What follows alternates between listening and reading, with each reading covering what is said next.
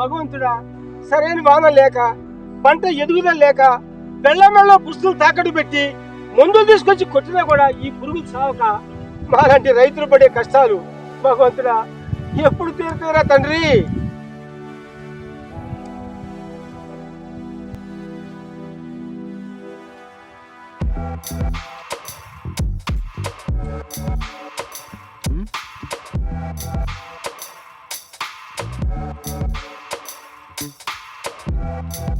రాజయ్య, పత్తిత్తనాలు డబ్బులు తెచ్చావు, పురుగుల మందని చెప్పి తీసుకొచ్చావు, ఇంతవరకు నువ్వు డబ్బులు ఇవ్వలేదు. ఇంటికాడికి వెళ్తేనో మీ ఆవిడ లేదని చెప్పింది.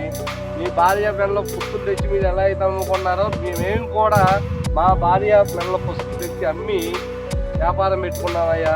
కొంచెం అర్థం చేసుకోండి. షేట్ గారు, పోయిన సంవత్సరం 10 ఎకరాలు పత్తి వేస్తాను.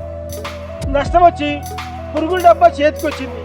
అది తాగితే నా కుటుంబం ఏమైపోయిందో అని చెప్పి ఆలోచించి ఈ సంవత్సరం 5 ఎకరాలు పత్తి వేశాను. తొలి పంట రాగానే మీ డబ్బులు ఇస్తా షేట్ గారు. మీకు ఆపనయ్యా. ఏం ఆపటం రాజయ్య? పోయిన సంవత్సరం అదే చెప్పుకొచ్చావు. నువ్వు పేరు గల్లోడివి, టయానికి డబ్బులు కడతామని ఆలోచన. పంట అయితే వేస్తున్నావు, కష్టం అయితే పడుతున్నావు. కానీ ఒక వ్యాపారస్తులు కూడా బతకాలి కదా, అర్థం చేసుకోండి. ఎందుకంటే తిని తినక మేము కూడా మా కుటుంబం కూడా మొత్తం ఆ వ్యాపారం మీద బతకాలి. మీరు ఎట్టయితే వ్యాపారం పొలం మీద మీరు బతుకుతున్నారో అదే విధంగా మేము కూడా వ్యాపారం మీద బతికేవాళ్ళం. ఏదో విధంగా సగమే తెచ్చిపెట్టు రాజయ్య. అలాగే షేట్ గారు. ఎట్లా ఉన్నాయి పంటలు? లేదయ్యా, చూస్తున్నారుగా మా పరిస్థితులు. సరే, ఎట్లో సాయా తొలి పంటలో రెండో పంటలో సగం ఇస్తా ఉంటే రాజయ్య డబ్బులు యాడికి పోవాలో నమ్మకం కలుగు. మీరు డబ్బులు ఎవరాయా? చేతికి పంట రాకపోతే మేము ఎట్ట బతకాలి అర్థం చేసుకోండి. అలాగే షేట్ గారు. ఆ పాల డబ్బులు ఎప్పుడు ఇస్తావు?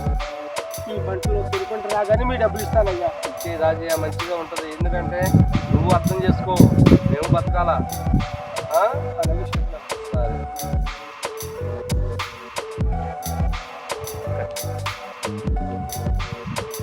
రాజయ్య, ఆ తొలి పంటలో తెచ్చి. అలాగే షేట్ గారు.